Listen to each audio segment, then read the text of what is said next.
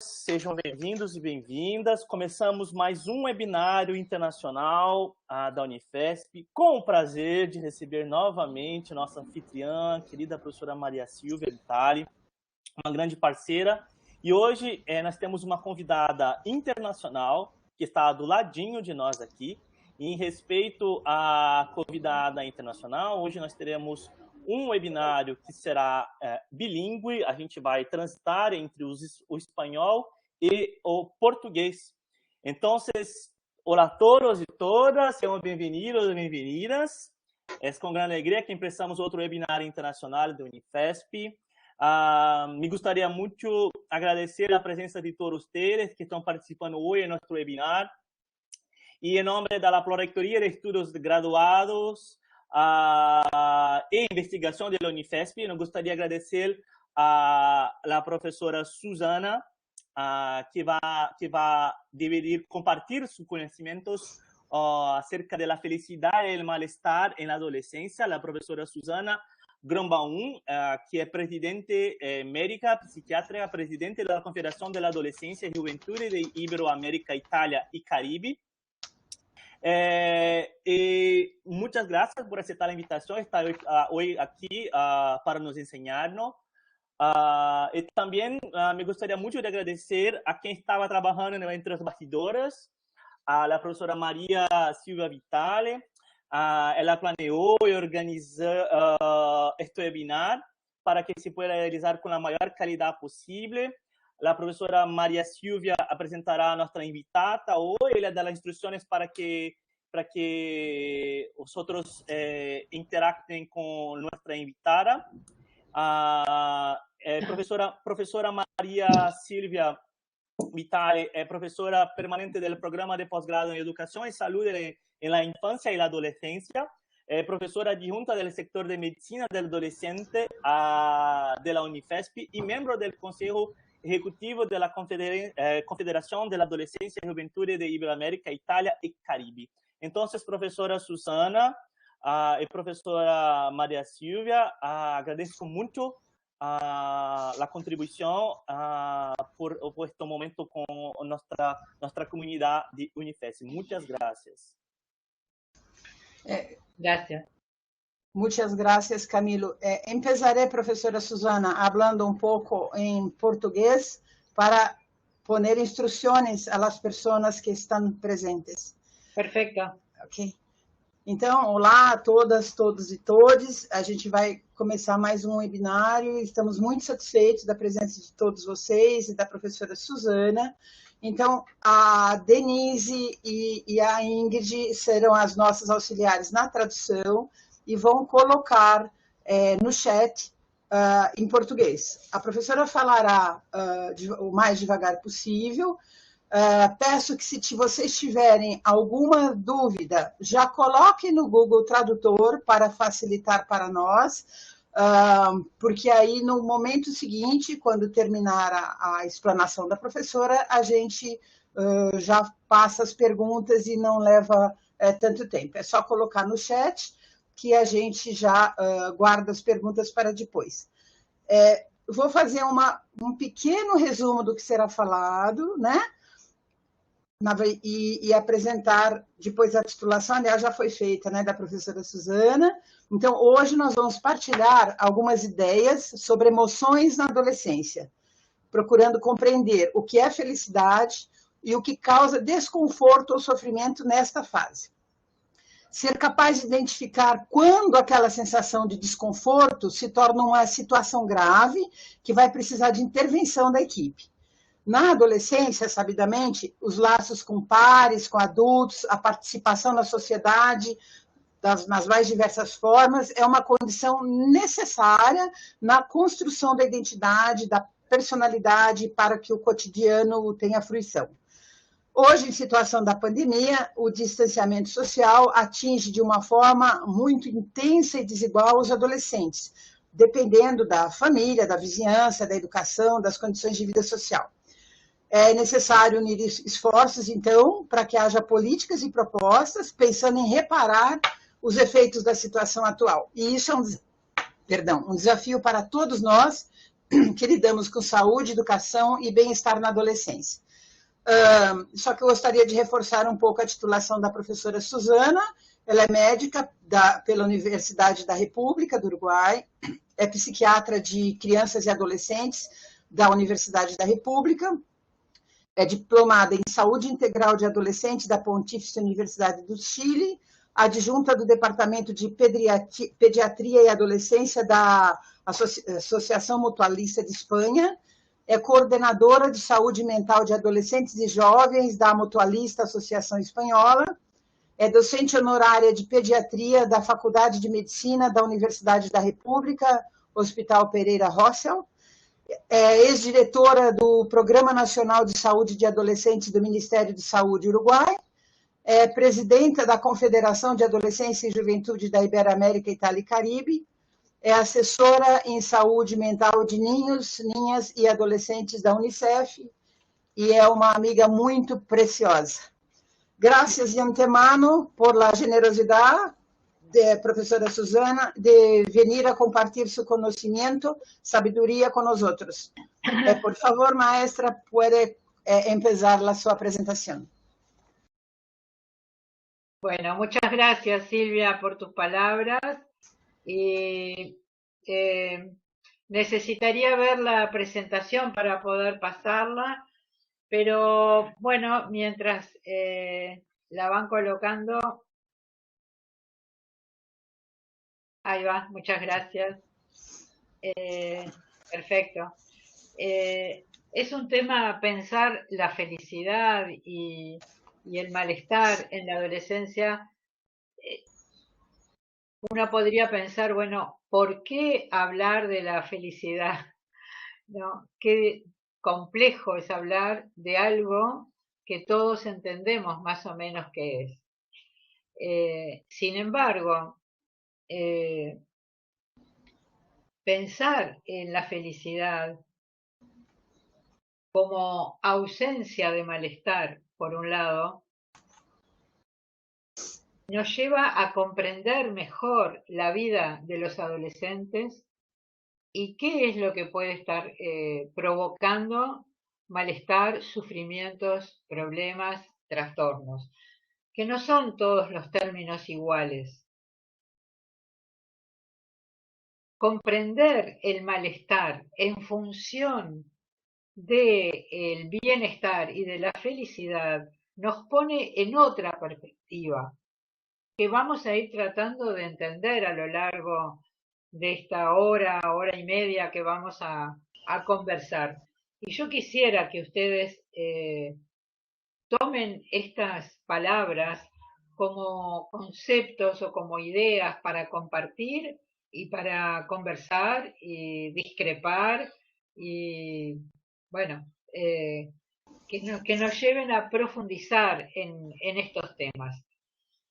Una de las cuestiones principales, de los motivos principales, es que estamos más acostumbrados a pensar los factores de riesgo y pensar los problemas y pensar los sufrimientos en todas las edades, pero ahora vamos a hablar de adolescencia, donde se aumentan, parecería, los factores de riesgo, las situaciones complejas donde adolescentes se exponen a conductas de riesgo como parte de su crecimiento y su desarrollo. Entonces, los médicos en general, pero las profesiones de la salud, estamos más acostumbradas a pensar en los riesgos y a corregir los riesgos, a resolver, a hacer programas y políticas, acciones para bajar los riesgos y sin pensar mucho qué significa el malestar y dónde está el bienestar, la felicidad y lo psicoemocional que hace bien a los y las adolescentes. Y esto es bastante complejo porque cuando hablamos de adolescencia, nosotros siempre insistimos que tenemos que hablar en plural, las adolescencias, porque no es lo mismo varón y mujer, no es lo mismo 12 años que 18, no es lo mismo la ciudad que el ámbito rural, no es lo mismo tener una familia que apoya, que contiene, que estar solo o estar en la calle. Entonces son muchas diferencias que nosotros tenemos que contemplar. Yo no sé si la traducción va a ser en qué momento, pero bueno, yo sigo, ¿no, Silvia? Sì, sì, professora, nel chat, la traduzione è por escrito nel chat. Ah, Ok? perfecto, perfecto. Bueno, Denise, si precisás que repita o vaya más despacio, me avisa. Bueno, en esta diapositiva yo quería transmitir esto, ¿no? Si la felicidad, el bienestar, la salud psicoemocional es todo lo mismo, que vamos a tratar de ver que no es lo mismo. Eh, Pensar siempre como marco a nuestras ideas que existen desigualdades, que el desarrollo se ve afectado por determinantes sociales que afectan la vida, la salud, el crecimiento de los niños, niñas y adolescentes, que existe la resiliencia, que es un concepto muy interesante, muy importante, pero que la resiliencia no está como algo que crece en la naturaleza. La resiliencia es un concepto importante, pero que nosotros tenemos que trabajar para que ocurra.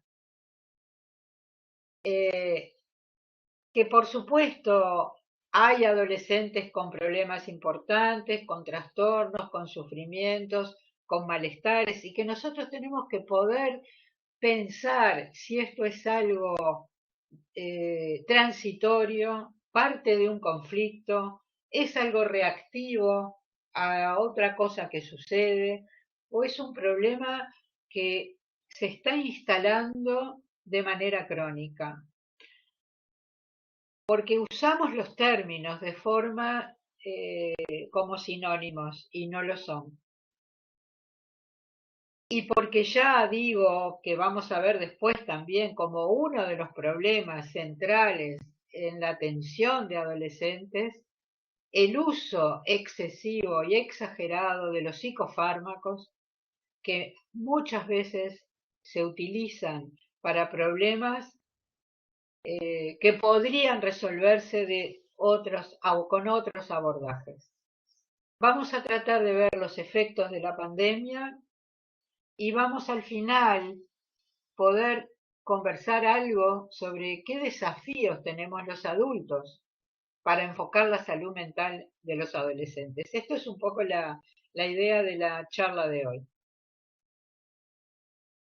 Entonces, bueno, primero comentar esto que venimos diciendo, ¿no? Que la felicidad y el malestar son partes asociadas, ¿no? Es difícil pensar que existe una sin la otra, ¿no? Y el malestar en la adolescencia puede ser parte del desarrollo normal o puede ser una condición que esté afectando en forma más profunda y compleja la vida de los adolescentes. Nosotros siempre tenemos la tendencia de mirar las cuestiones desde nuestra vida adulta y quizás es muy difícil tener otra perspectiva.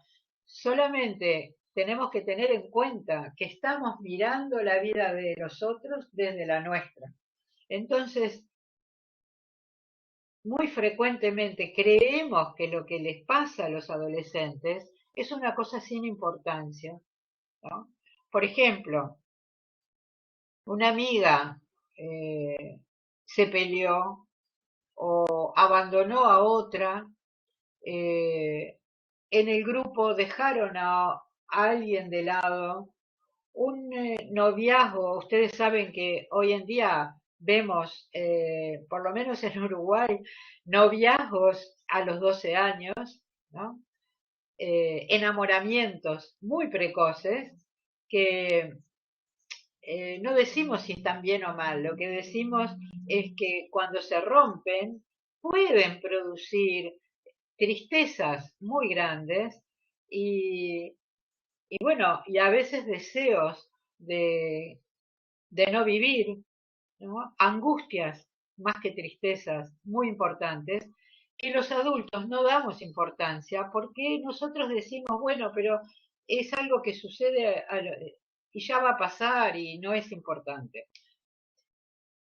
Sin embargo, nosotros tenemos que tener en cuenta que en la adolescencia los sentimientos hacia los otros, los vínculos con los pares, con amigos, amigas, noviazgos y también con la familia no desaparece en la adolescencia. Son como un andamio viviente. ¿Saben lo que es un andamio? Es como una construcción que está alrededor, que sostiene para que se pueda crecer, ¿no? El andamio en realidad es algo que nos permite como trepar y subir y construir, ¿no? Pero yo me refiero acá a el andamio como algo que son guías en las cuales la persona se puede apoyar, el adolescente se puede apoyar transitoriamente, ¿no? Durante el tiempo que lo precise. Entonces, nos hemos planteado, yo me he planteado cómo definimos la felicidad, por lo menos para tener una idea común, porque felicidad es un concepto que uno puede decir, bueno, todas las personas saben qué es la felicidad, pero cómo definirla es un poco más difícil, ¿no? Y también yo quería transmitir tres adolescentes que hace un tiempo yo consulté para ver, bueno, qué sentían que era la felicidad. Algunos filósofos, yo no voy a aburrir con muchos, pero ustedes pueden buscar porque los filósofos desde épocas antiguas, desde antes de Cristo, Séneca y otros filósofos han hablado de la felicidad. Entonces, si les interesa, ustedes pueden buscar. eh, no es muy complicado hoy en día hacer esta búsqueda y darse cuenta qué cuestiones diversas dicen los filósofos sobre la felicidad. Por ejemplo, Ortega y Gasset decía que la felicidad es directamente proporcional al tiempo que estamos ocupados en actividades que nos absorben completamente nuestra atención, ¿no? Parece como interesante y yo les pido que guarden esta definición para después. Bertrand Russell, Premio Nobel de Literatura, y bueno, cómo él influyó en la filosofía, él dice que el amor es lo que ayuda a ser felices, ¿no? Es romper la barrera del sí mismo, ¿no? Del ego. También les pido que guarden esta definición para después. Bueno, un filósofo muy conocido, muy famoso, Friedrich Nietzsche, que dice que la felicidad es cuando se supera una resistencia o se supera un problema o alguna fuerza crece adentro de uno y se siente la persona con mucha vitalidad, algo que nos oprimía y que se logra superar. Esto dice Nietzsche. Y por supuesto buscamos qué dice Freud, porque Freud, por supuesto, para quienes trabajamos en la salud mental, evidentemente Freud es un referente muy importante y también habló de la felicidad, ¿no? Y él habla de la felicidad en todas las etapas de la vida, ¿no? Entonces se refiere al hombre como el ser humano. Y dice que se buscan dos finalidades, que es evitar el dolor y el displacer y experimentar sensaciones placenteras, ¿no? Y considera que el sentido más claro o más estricto de lo que es la felicidad es que surge de la satisfacción, ¿no? Y que no es una cosa estable, sino que es un fenómeno episódico.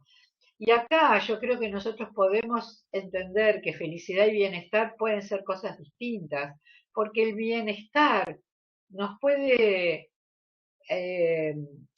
hacer pensar, considerar que el bienestar es algo más estable, pensando en niños, adolescentes que crecen en un lugar que ofrece sus necesidades, cumplir y satisfacer las necesidades básicas, de alguna manera la alimentación, la vivienda, el ámbito familiar, el asistir a la escuela, el realizar actividades, todas esas cuestiones tienen que ver con un cierto grado de bienestar, pero que no es lo mismo que la felicidad. Freud también comenta que la constitución psíquica de cada uno tiene un rol importante para llegar a la felicidad, ¿no? Entonces, él diferencia personas para las cuales los vínculos afectivos que los ligan a las otras personas son lo que más produce felicidad, los que buscan la felicidad en su propio mundo interior, que no precisan tanto de los vínculos de amistad o afectivos, y los que encuentran en las acciones que realizan en el mundo exterior. Y acá me quiero detener porque me pareció realmente sorprendente cuando yo pregunté a 3 adolescentes de 12, 13 años qué era la felicidad para ellas, y ellas dijeron, una dijo, hacer cosas que a mí me gusten, otra dijo, estar bien conmigo misma, y otra dijo, divertirme con mi familia y mis amigos. Entonces, sinceramente, para mí fue como una maravilla encontrar que estas chicas de 12 años estaban definiendo la felicidad igual casi que como la definía Sigmund Freud, ¿no? En síntesis, la felicidad uno puede decir que es una completud que no se completa. ¿Por qué? Porque no es un sentimiento permanente. No se puede ser feliz 24 horas al día, todos los días, toda la vida, ¿no? Porque ya entendimos que la felicidad tiene que ver con huir de cierto malestar, ¿no? La felicidad está en las actividades placenteras, la felicidad está con los amigos y con la familia y también en la intimidad con uno mismo, ¿no? Entonces, quería poner algunos ejemplos, ¿no? Yo voy a compartir luego una bibliografía que a mí me pareció muy interesante, es un trabajo de investigación que está acá, este es el libro, está publicado en la web, yo después lo voy a compartir, se puede bajar de internet, y se llama Ojos y Voces de los Niños sobre los Objetivos del Desarrollo Sostenible. Es un barrio, una zona con muchas carencias, con muchas dificultades, pero donde hay una organización de la sociedad civil que se llama La Pascua y que trabaja con niños. Estos son niños pequeños, no son adolescentes todavía, algunos son casi adolescentes. Pero miren, ellos trabajaron de una manera en grupos y hablando, dibujando y paseando por el barrio y mostrando a los educadores las cosas que están bien y las cosas que están mal y las cosas que hay que mejorar. Y ellos trabajaron con mucha inteligencia. Entonces, estos niños, por ejemplo, los grupos de varones, tenían en algunos momentos la necesidad de trepar y subir al techo de la vivienda, porque ahí sentían que estaban libres y sentían que podían respirar, porque en la calle no podían respirar.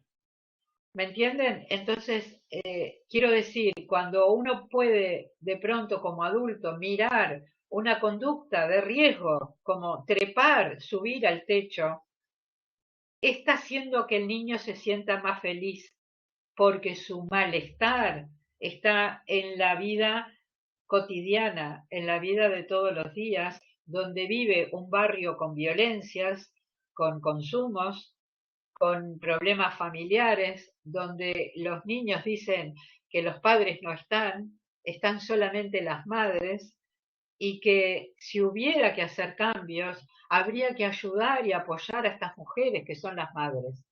Entonces, cada vez que nosotros entendemos, yo pongo este ejemplo porque es un ejemplo que a mí me parece muy, muy terrible, ¿no? Tener que subir al techo para sentir aire y sentir que está más tranquilo porque tienen miedo de estar en su casa o estar en la calle, ¿no?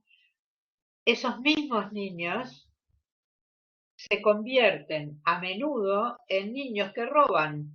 Ellos mismos que tienen miedo de los ladrones también roban cosas en el supermercado.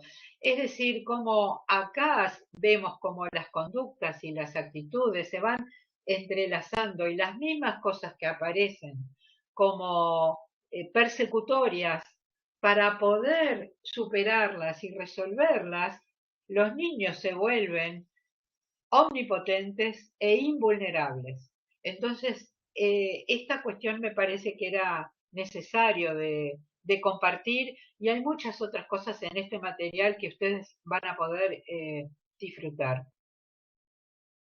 Por otro lado, el caso Charlie, perdón, es un niño que está en un colegio, es un adolescente de 13 años, es en Reino Unido, es una investigación del profesor Coleman donde hacen entrevistas a niños para conocer justamente como cuáles son las cosas que les hacen bien, cuáles cosas disfrutan.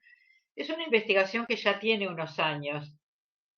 Entonces este profesor, que hace varias entrevistas junto con sus colegas, a él le llega un niño que viene en una silla de ruedas. Entonces él no pregunta mucho porque la entrevista es una entrevista abierta, ¿no? Muy abierta. Él simplemente pregunta para escuchar.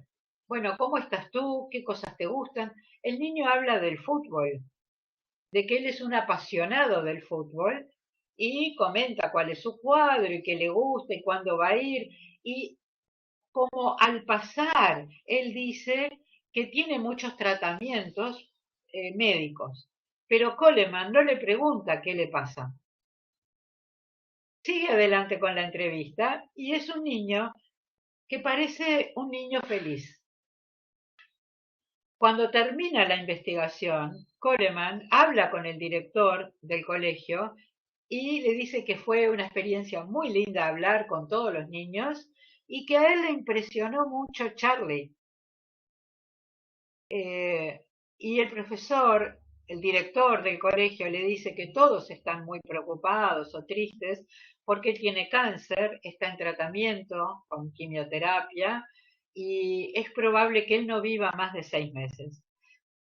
Es decir, este es un niño que tiene una enfermedad muy grave, que está pasando tratamientos complejos, difíciles, y que aparece como un niño que siente que es feliz.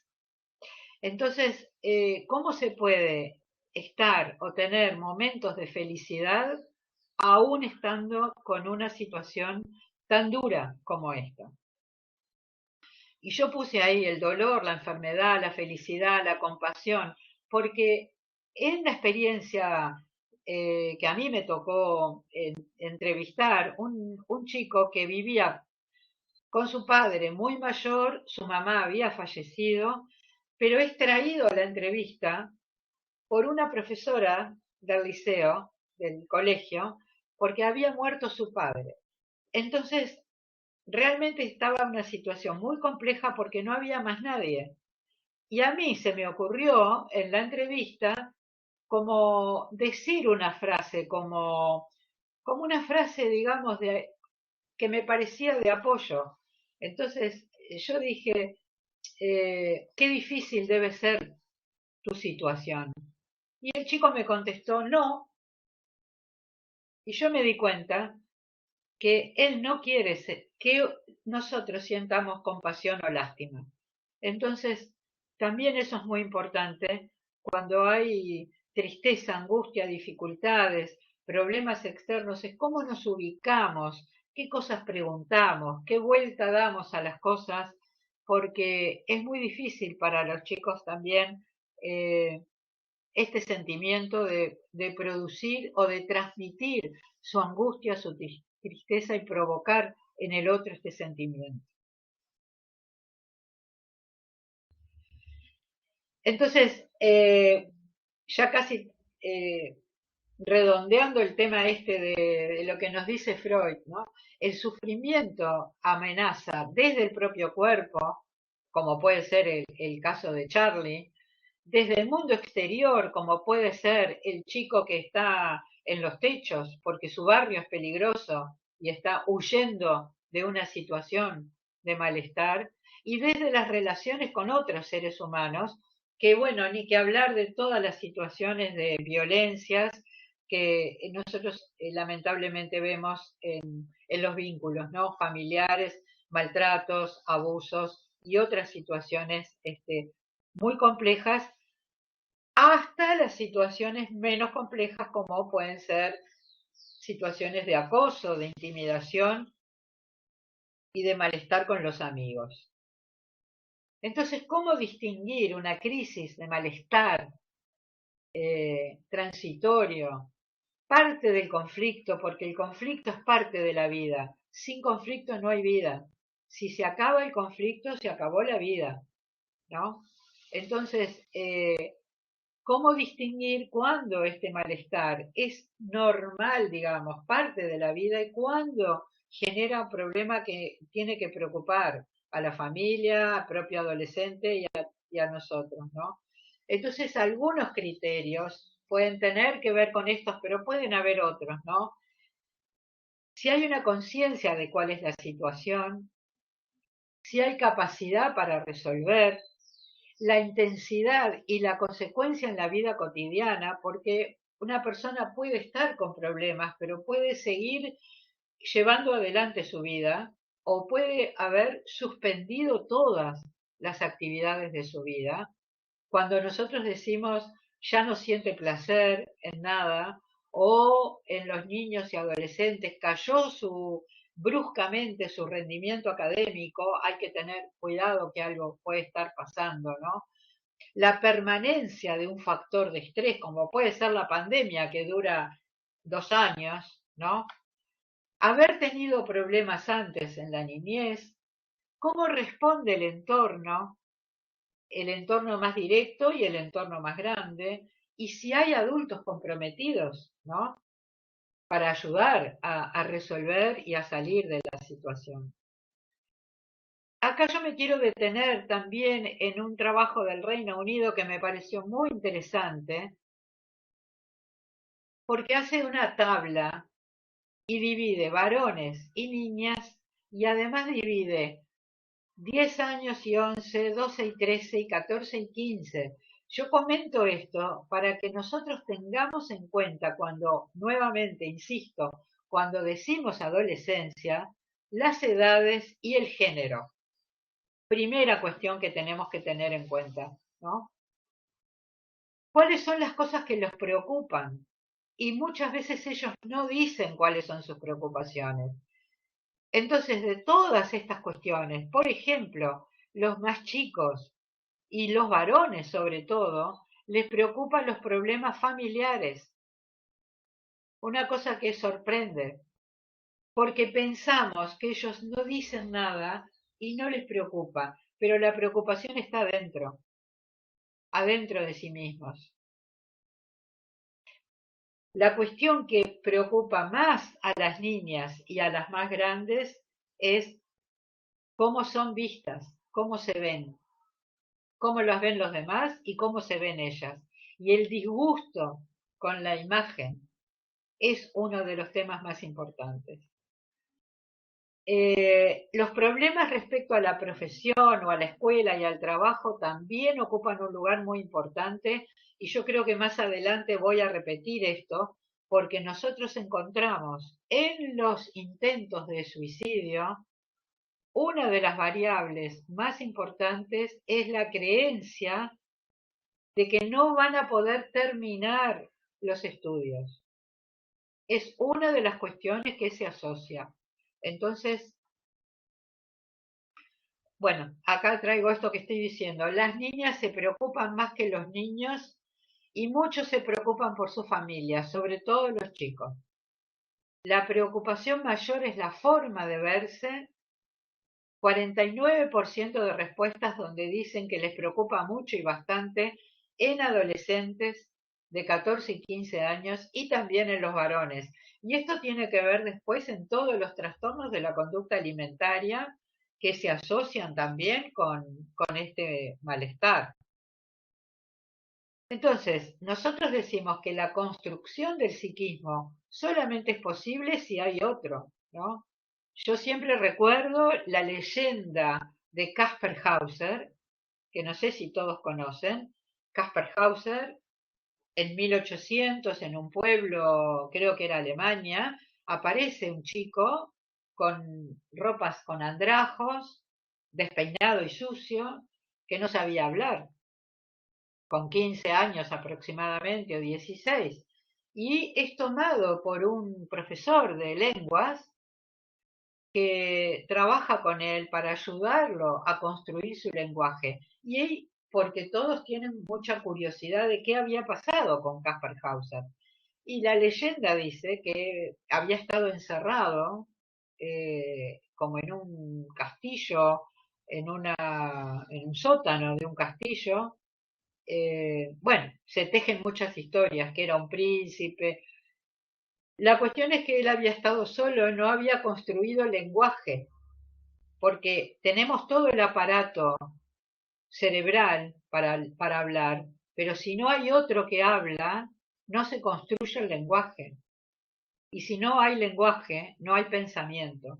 Entonces, sin llegar al extremo de Kaspar Hauser, nosotros tenemos que pensar cómo son estos contextos que facilitan el pensar, el hablar, el lenguaje y todo lo que tiene que ver con el desarrollo, ¿no? Y acá es donde decimos que la familia tiene un lugar relevante antes y durante la adolescencia. Pero la pregunta es cuando no hay familia que sostiene, ¿qué hacemos? ¿No? ¿Dónde están los adultos que van a sostener? Este es un trabajo, el resultado de un trabajo de Francia de hace unos años, muy interesante, porque hicieron una encuesta con jóvenes de 13 a 17 para saber, bueno, cuántos tenían problemas de salud mental. Entonces, para hacer resumen, ¿no? Ellos consideraron que, según las 80 preguntas que hacían, cuando había más de 4 positivas, eran problemas importantes. Sin problemas aparentes, es como una fotografía del momento, estas cosas son cambiantes, había 26%. Pero lo más llamativo que a ellos, está en la psicopatología del adolescente de Marcelli y Braconnier, es un libro muy interesante, que no sé si está traducido en portugués, pero Marcelli y Braconnier son dos autores muy conocidos. Entonces ellos dicen que el grupo intermedio es el más interesante. Primero porque es donde está el 63% de los chicos, de los jóvenes. Porque no es tan mal, horrible, pero tampoco están bien del todo. Entonces este grupo es el que tenemos que mirar y tenemos que ayudar a pensar cómo hacemos para que estén mejor, ¿no? O averiguar por qué están mal. Acá vienen 4 diapositivas donde yo les pongo como formas donde se expresa el malestar. Recuerden que estamos hablando de malestar, no son categorías diagnósticas.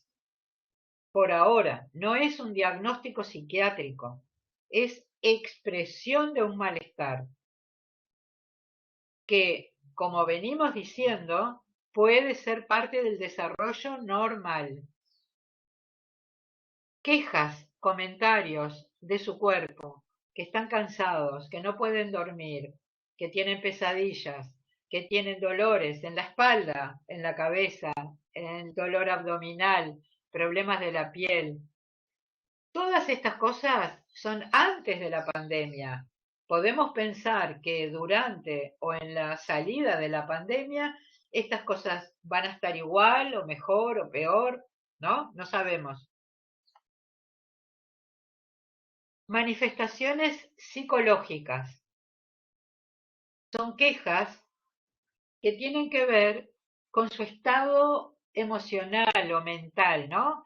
Están nerviosos. Muchos chicos vienen a la consulta y dicen, vengo porque tengo ataques de pánico. Ellos ya saben que tienen ataque de pánico. Y nosotros tenemos que preguntar, ¿qué es ataque de pánico para ti?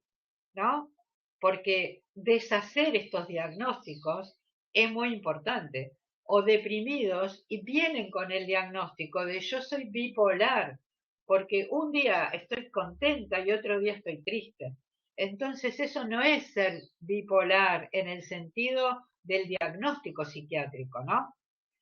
Bueno, tener ganas de llorar, estar aburridos, tener ideas de no vivir más, como un adolescente muy inteligente, una vez que yo pregunté, ¿te puede pasar a veces que no tengas ganas de vivir o pienses el sentido de la vida? Y él me dijo, ¿y quién no lo piensa, el sentido de la vida? ¿No?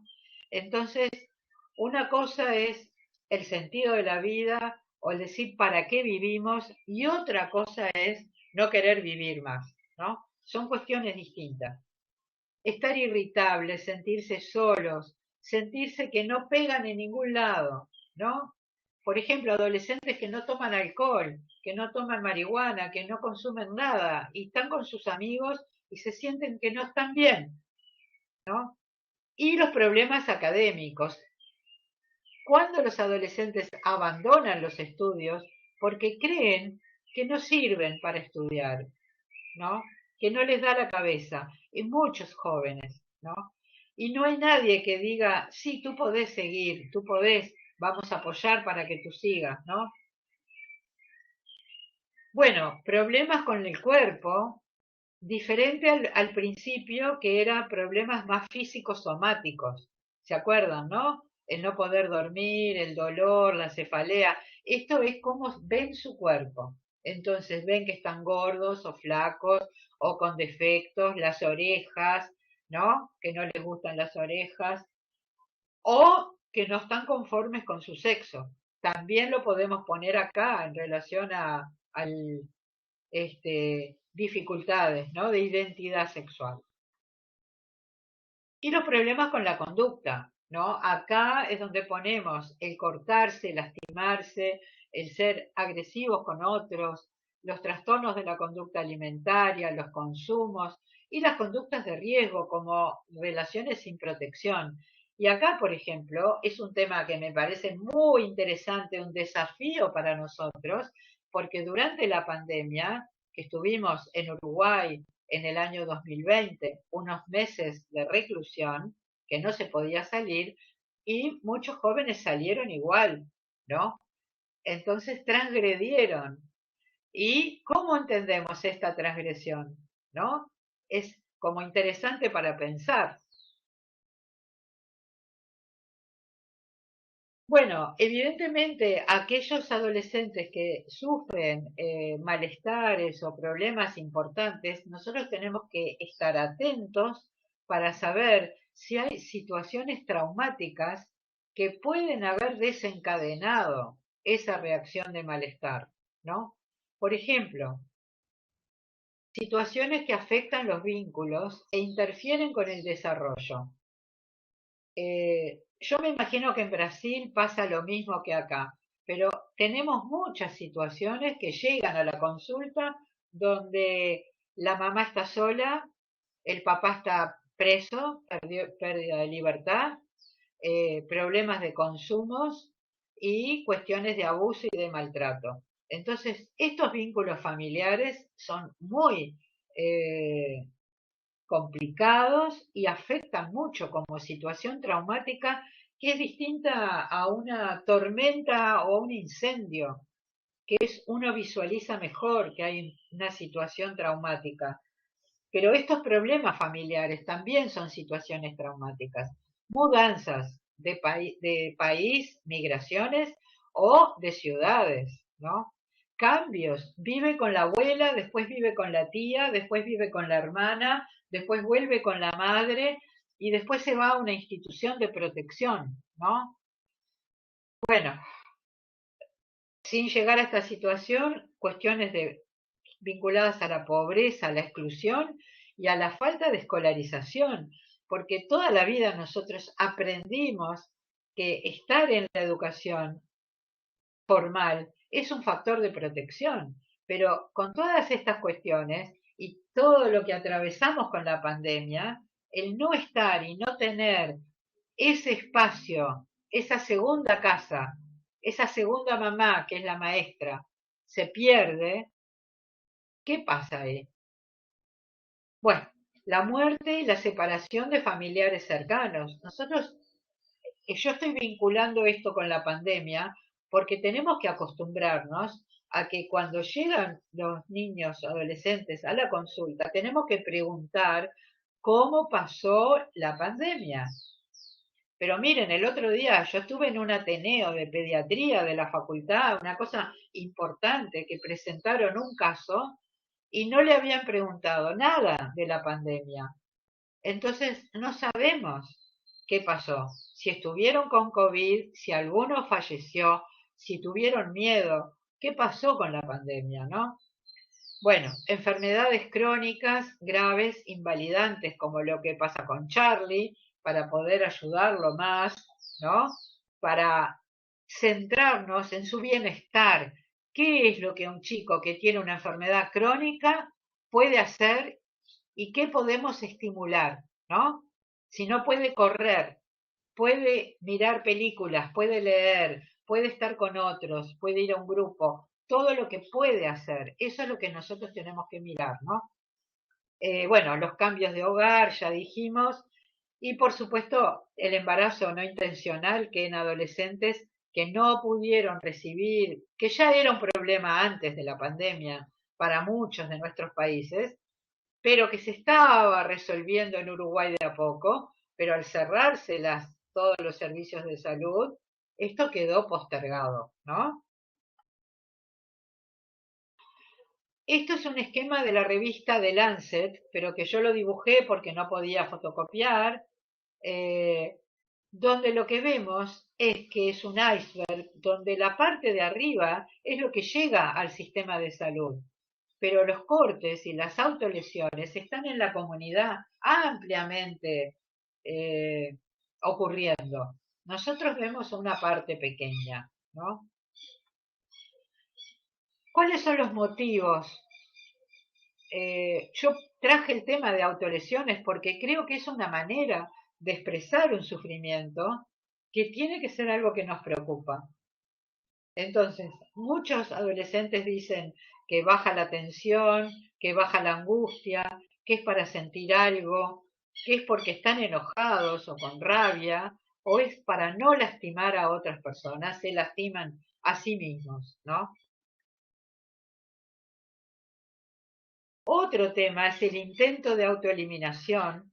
Ahí ustedes saben que hay una encuesta de la OPS que se llama Global Student Health Survey, GSHS, que en español es EMSE y que en el año 2012 se hizo en Uruguay, también se repitió en el 2018, pero todavía no están los datos publicados, 2019, perdón. Pero nosotros vimos que lo que adolescentes dicen, porque esta es una encuesta confidencial, anónima, donde solo los adolescentes son los que dicen qué es lo que piensan, lo que sienten y lo que les pasa. Y en esta encuesta hubo un 10% en Uruguay que dijo que había hecho un intento de autoeliminación. Esto no quiere decir que sea un intento gravísimo. Lo que importa es lo que el adolescente dice. ¿Sí?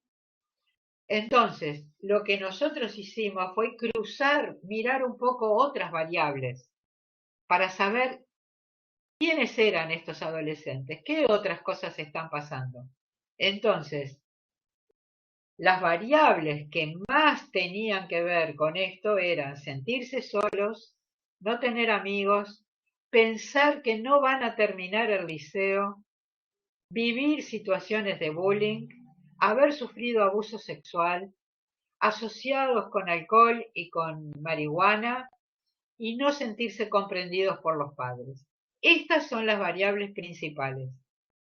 No quiere decir que están todas juntas, pero muchas de ellas están presentes, y si ustedes preguntan cuál es la más frecuente, es abuso sexual. El concepto de muerte y el deseo de muerte necesita que haya una idea de que es irreversible. Y esto nosotros es importante porque cuando vemos adolescentes que han hecho un intento, tenemos que preguntar, ¿qué es la muerte? ¿No? ¿Y qué era lo que buscabas?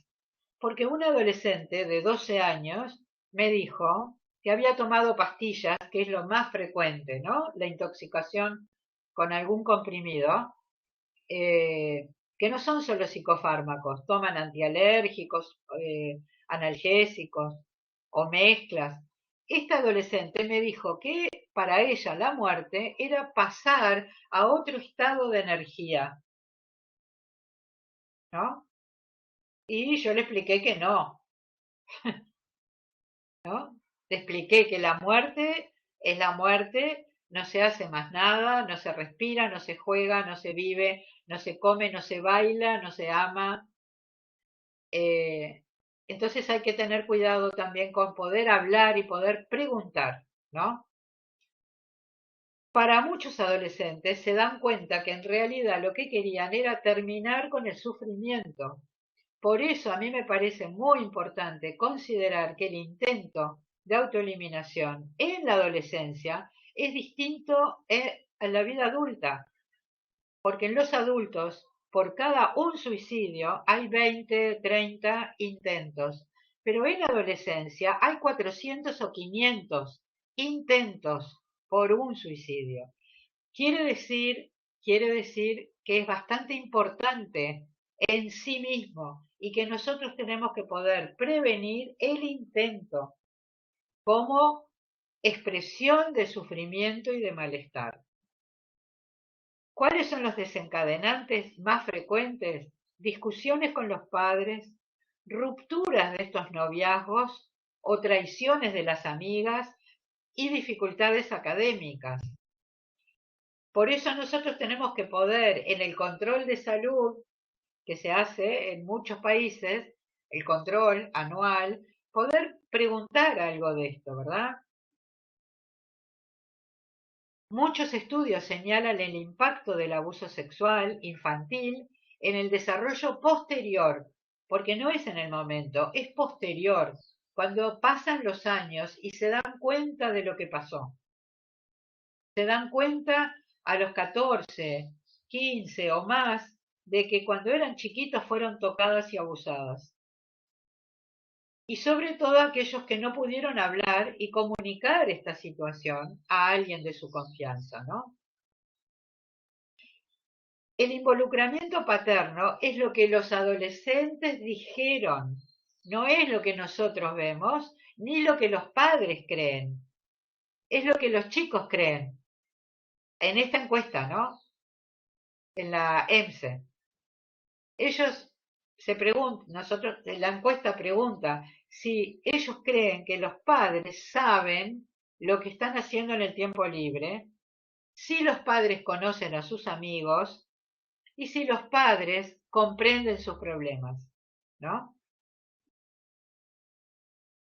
Bueno, durante la pandemia, todas estas cosas que hemos visto y que todos ya saben, pero que yo ahí puse una lista, ¿no? De dificultades y donde ansiedad, depresión, estrés postraumático, intento de autoeliminación, muchos niños y adolescentes con sentimientos de culpa, de que ellos podían enfermar a las personas grandes, ¿no? Esto es algo que fue muy general, tanto en nosotros, en nuestros países, como en países de Europa y en todos, ¿no? Problemas para acceder a la consulta. Bueno, la enfermedad de las personas cercanas, los duelos, la familia sin trabajo, la angustia de los familiares, todas estas cosas que vivieron los niños y adolescentes y por supuesto el no poder concurrir y no poder estar con sus padres, ¿no? Que es donde los adolescentes van a justamente a florecer, ¿no? Y a desarrollarse fuera del ámbito de la familia, sin perder la familia. Entonces, acá se complicó todo, porque se quedaron sin el espacio afuera y con un ambiente muy complicado adentro. Entonces, es muy difícil para los adolescentes, ¿no? Por eso, cuando vemos adolescentes que tenemos que preguntar cómo pasaron, cómo se sintieron durante la pandemia y también comprender que sus reacciones han sido normales, que no podemos hacer un diagnóstico frente a una reacción normal. ¿Me entienden? ¿Quiénes son los que han tenido más problemas? Bueno, esto es una cosa que yo armé como para separar, ¿no? Adolescentes que tenían o no tenían problemas previos, tenían o no tenían una familia continente y tenían o no tenían buen soporte socioeconómico y cultural. Entonces, la pandemia los afectó distinto, no los afectó igual, por lo menos teóricamente, porque quizás en aquellas familias donde venían con muchos problemas, en barrios muy complejos, donde los niños se escaparon, no se quedaron adentro de la casa, tuvieron alguna, a ver, yo no estoy defendiendo eso, pero tuvieron alguna posibilidad de vivir algún momento un poco mejor que quedarse adentro de la casa.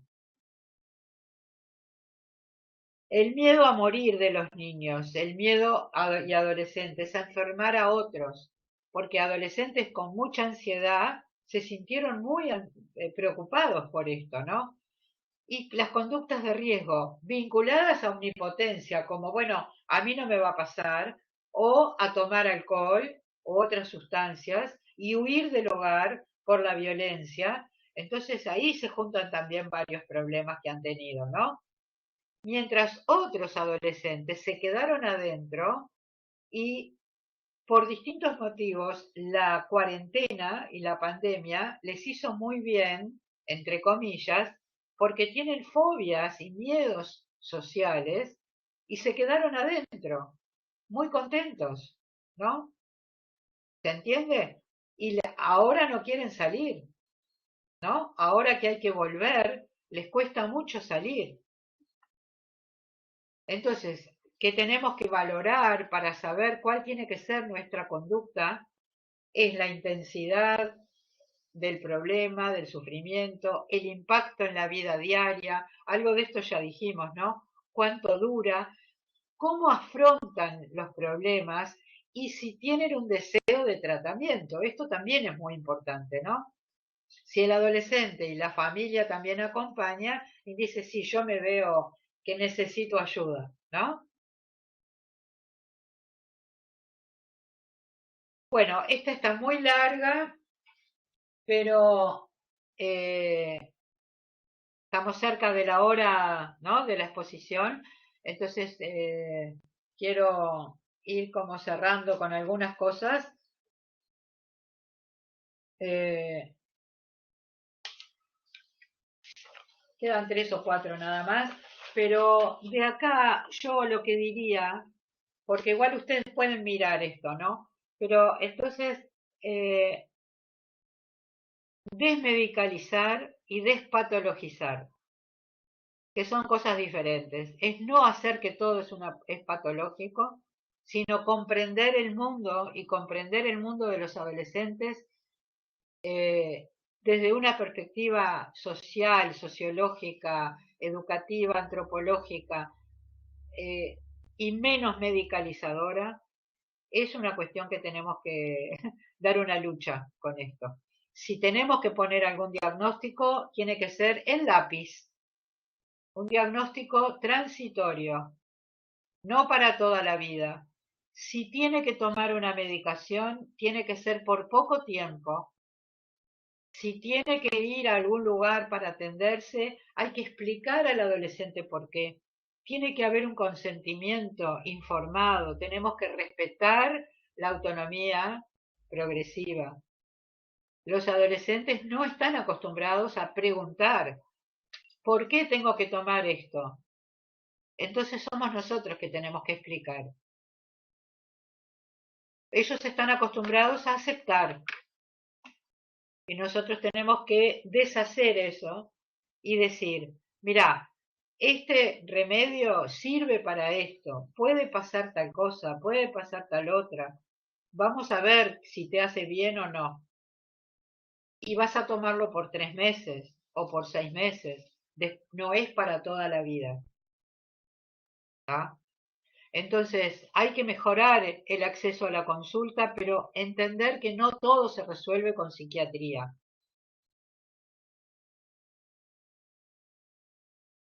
Y nosotros tenemos que pensar mucho, por eso me gustaría volver al inicio, a la felicidad, porque la resiliencia, que es un concepto muy importante, que tiene que ver con la autoestima, que tiene que ver con afrontar los problemas, que tiene que ver con la ciudadanía y con estar incluidos y ser escuchados y tener un rol en el lugar y en la participación, no es algo, como dije, que viene en la naturaleza y que depende del azar.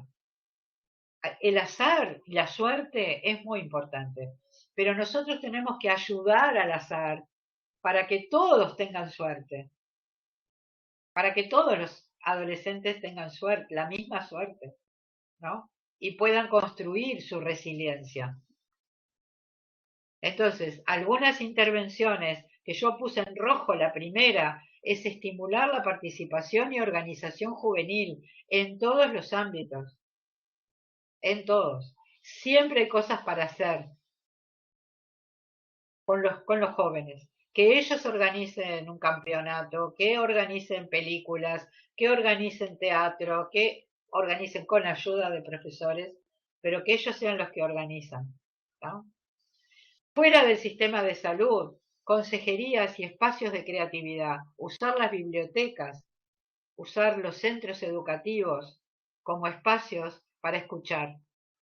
Y dentro del sistema de salud, por supuesto, ¿no?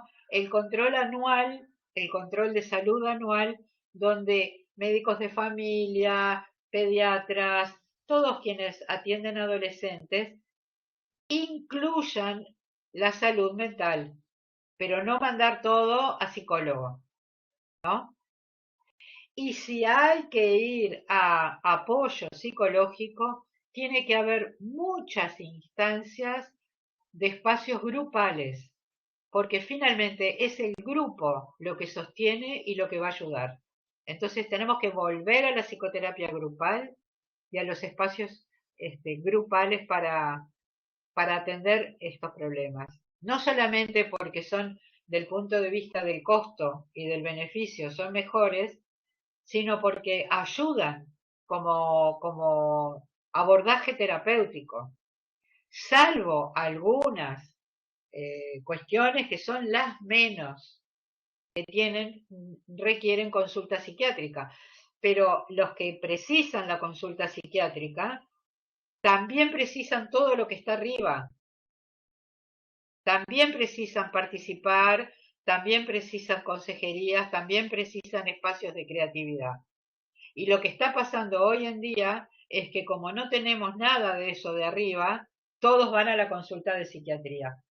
Hay una confusión en la pirámide de prevención. ¿Se acuerdan de la pirámide? Arriba es los menos y abajo están todos, la mayoría, con todas las acciones de promoción y prevención. Entonces, promover la salud, el bienestar o la felicidad en la adolescencia depende de acciones que son propiamente de la salud, pero con otras intersectoriales. Depende del apoyo, la comprensión de los adultos en distintos ámbitos y poder detectar problemas y también reconocer el lugar social de adolescentes y jóvenes. las instituciones educativas, sociales, recreativas y otros espacios son los más cercanos a la vida de los adolescentes. Y esta es la carpa que me gusta terminar, es la última, porque esta es una carpa que después de una intervención dentro de un colegio se hizo entre la salud y la educación, en el patio del colegio, donde adolescentes y jóvenes espontáneamente se juntan y planifican actividades, y si precisan algún profesor, llaman a algún profesor para recibir ayuda. Y se llama Atrapasueños. Y es para todos los chicos del colegio, no importa de qué año o de qué curso son. Es para adolescentes, arriba de 12 años. Bueno, termino con esto, les agradezco mucho. No sé cómo estuvo el tiempo y si fue muy pesada o aburrida, bueno, disculpe. Una maravilla, profesora Susana. Tenemos algumas perguntas. Acá en Brasil ha hecho mucho suceso la serie coreana Round Six, que es un juego de muerte, que tiene mucho suceso entre los jóvenes. ¿Cómo interpretar el éxito de esta serie y como adultos qué hacer? Bueno, sí, yo vi algunos capítulos. Yo creo que hay un concepto que tiene que ver con, por ejemplo, que tiene que ver con sublimar. Sublimar es cuando uno tiene como determinados conflictos y los transforma del punto de vista del trabajo o del arte en otra cosa para poder procesarlos, ¿no? Cuando un chico hace un dibujo que parece todo de muerte, ¿no? Calaveras y cruces y cuestiones que sangre, digo, ¿qué está representando con eso, no? Algo de su mundo interior. Entonces, hoy no hablamos de lo que es el mundo interior, intrapsíquico de la adolescencia, ¿no? Pero sin duda que estas series tienen que ver con eso, ¿no? En primer lugar, con ese mundo que viene de adentro y que es un mundo conflictivo. Ahora, lo que no sabemos es si adolescentes están sufriendo, además, una situación externa de agresión, ¿no? Y el ver las películas tiene que ver también con proyectarse uno en eso que se ve afuera, ¿no? Entonces, es como difícil la respuesta, porque prohibir todo lo que es muerte, zombies, ¿no? Es muy difícil. Ahora, llegar al plano donde se juega con la muerte y con el suicidio, como era esa serie, ¿no? A mí me parece que no es lo mejor.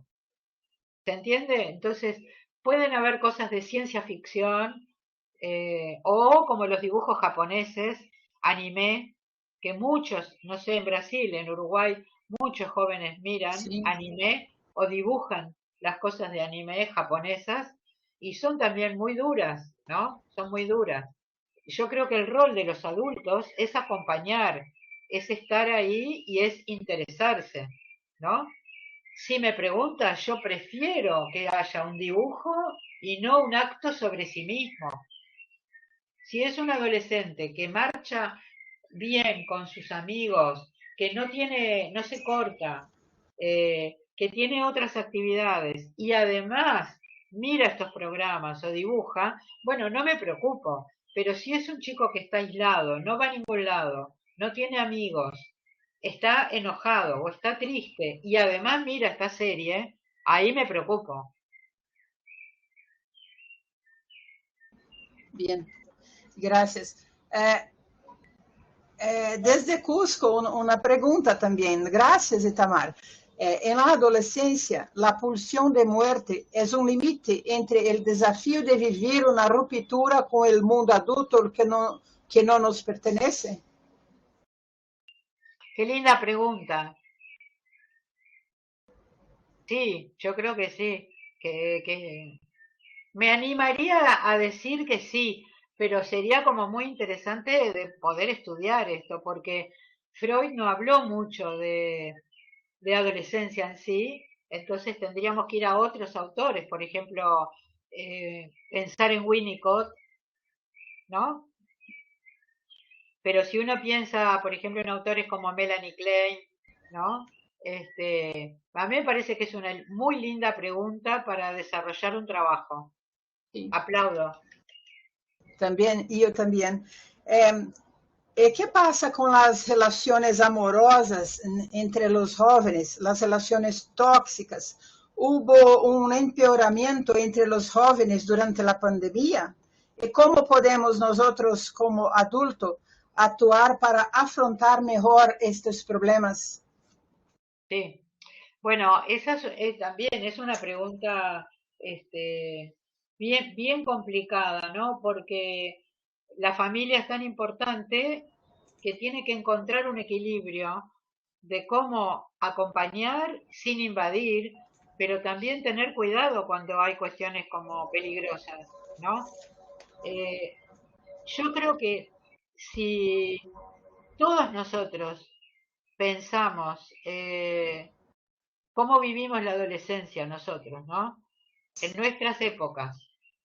Yo creo que todos tuvimos quizás como algunas relaciones como hoy se dice tóxicas. En mi época era de dependencia, ¿no? De una extrema dependencia, que podía ser con el otro sexo o el mismo sexo, amistades, ¿no? Eh, entonces, bueno, yo creo que hay que mirar cuáles son las actividades o cuáles son las experiencias que estas relaciones van realizando, ¿no? Porque no es lo mismo estar 2 horas o 3 horas hablando por teléfono de sus cosas y contando todo o yendo una a la casa de la otra o del otro. Y otra cosa es envolverse en situaciones de riesgo. ¿Me entienden lo que quiero decir? ¿Dónde está lo tóxico de la relación?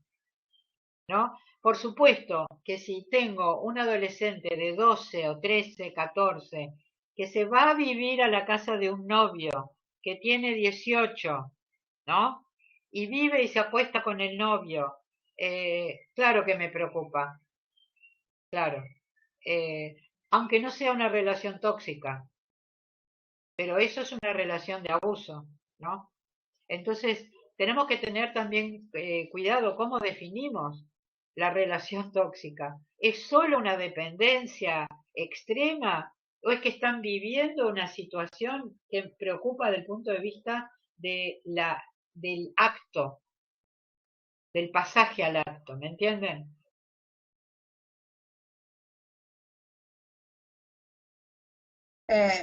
Una más, como era previsto pelo professor Camilo, ha provocado a pandemia cambios no uso de substâncias psicoactivas entre os jovens? Se volvió mais expuestos ou não? Bueno, parecería que durante la pandemia en general estuvieron menos expuestos porque no podían conseguir, es más difícil, ¿no? Más difícil de salir y conseguirla. Y después, por otro lado, es que son muchas variables para decir si consumen más o menos, ¿no? Yo creo que eso tenemos que esperar un tiempo para saber y yo creo que disminuyó un poco el consumo. ¿Qué te parece? Para cerrar, em sua opinião, como impactam as desigualdades em el desarrollo individual de los jóvenes? Bueno, es una pregunta, digamos, Difícil. es una respuesta que nos desespera, ¿no? Porque, porque bueno, es determinante, ¿no? Es determinante. Porque no se trata solamente que un adolescente en determinado momento su familia por distintos motivos pierde ¿no? Su capacidad, digamos, económica, financiera, y tiene que salir a pelear, que eso puede haber pasado en muchas familias durante la pandemia, ¿no? Que tenían trabajo, perdieron, pero vienen de una historia de trabajo.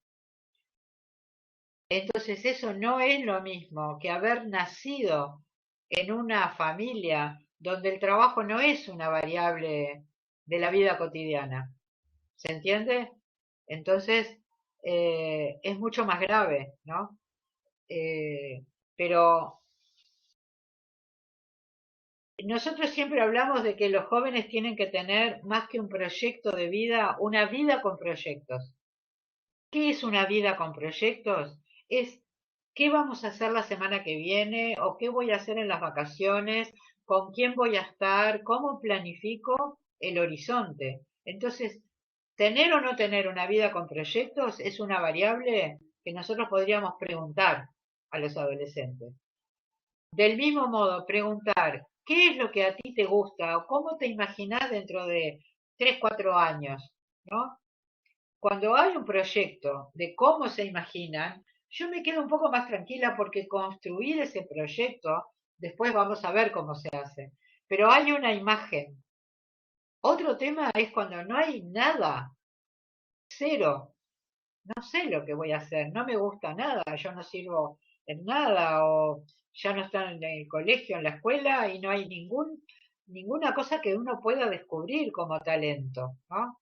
Entonces, esas desigualdades o esa situación producto de la desigualdad crónica es lo que me preocupa.